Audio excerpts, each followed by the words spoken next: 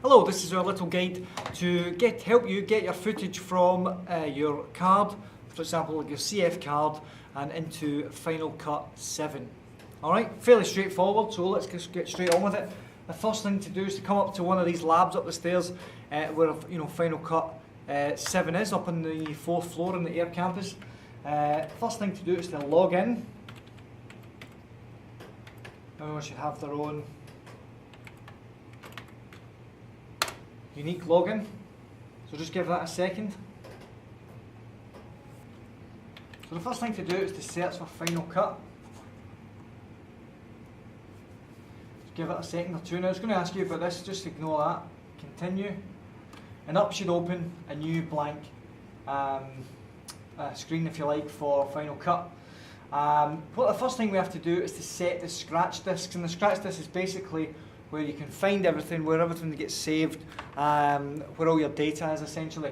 So if we just come into System Settings,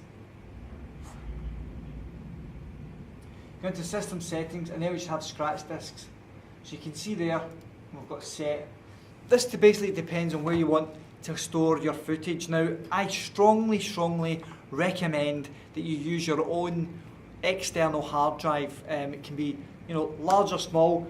In it all I've got is a little USB which is 16 gigabytes, which is maybe not enough for a kind of normal student project.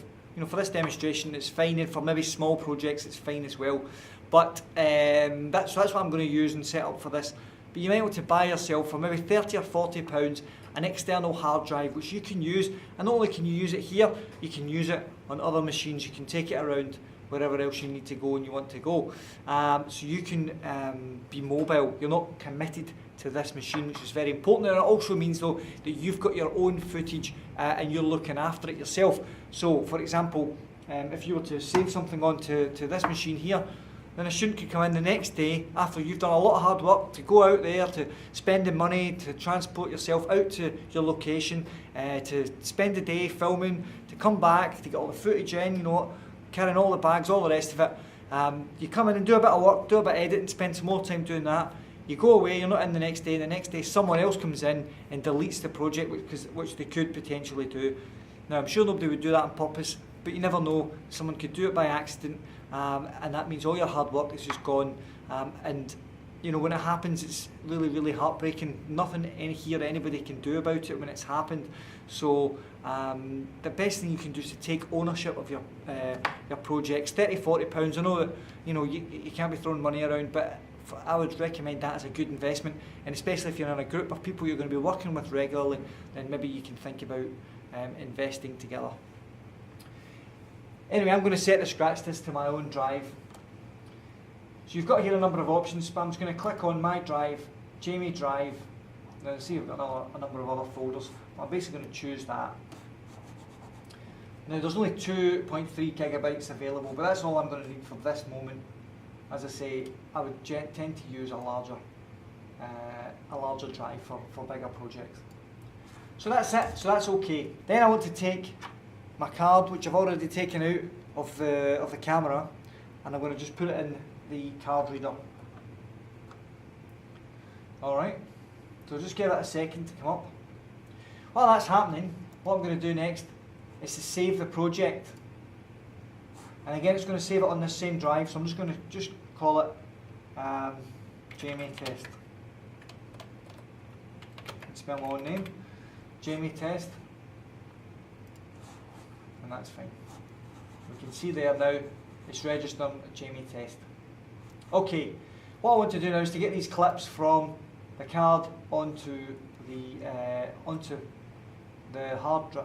external drive, and ultimately in a position where I can start to edit them. So we want to log and transfer, and up will pop a number of clips that I filmed earlier on. So I'm going to select the first one, hold down Shift, select the last one. I'm going to add selection to queue, and you'll see here that they start to export. These aren't very long clips, maybe 6 seconds, 11 seconds, so your clips may take a bit longer before they can come through. But you'll see that once I get to the end, they will start appearing up here on the left. I strongly again recommend that you don't do anything with the card before you import it into Final Cut. Don't rename the files. Just try and get it into Final Cut if you can, or if you're using a different editing suite than that. If you do copy anything to another drive, another computer, or whatever, please take the full, all the files on the card, including the folders, contents folders, etc. Take all of it onto your external hard drive, just to keep everything intact. So again, it shouldn't take too long just to do this. It's a pretty, there's only 5 or 6 clips I filmed just for the purpose of this demonstration. Not too difficult.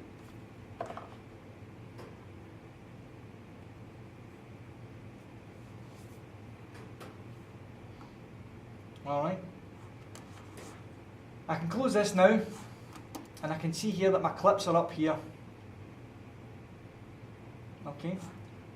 Now before I do that, I'm just going to hide Final Cut briefly, and I'm going to disconnect. I'm going to eject this card from here.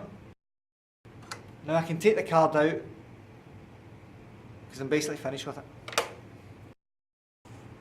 Open up Final Cut again, and I just want to check that all these clips, before I actually delete before I initialise it and wipe the card, I just want to check all these cards are working fine. Okay. Now here it's going to tell us that the video settings, the settings aren't 100% exactly the same as what we've got in the card. So I'm just going to change the sequence settings, which is basically the timeline down here, and we're going to set that to match the clip settings. All right.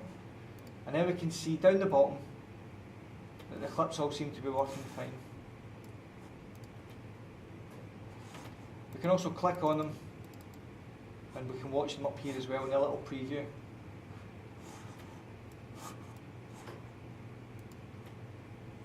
So once we're sure that everything's working, we can put this back in the camera, initialise it, take it back to the store, and obviously someone else can hire it and take it out.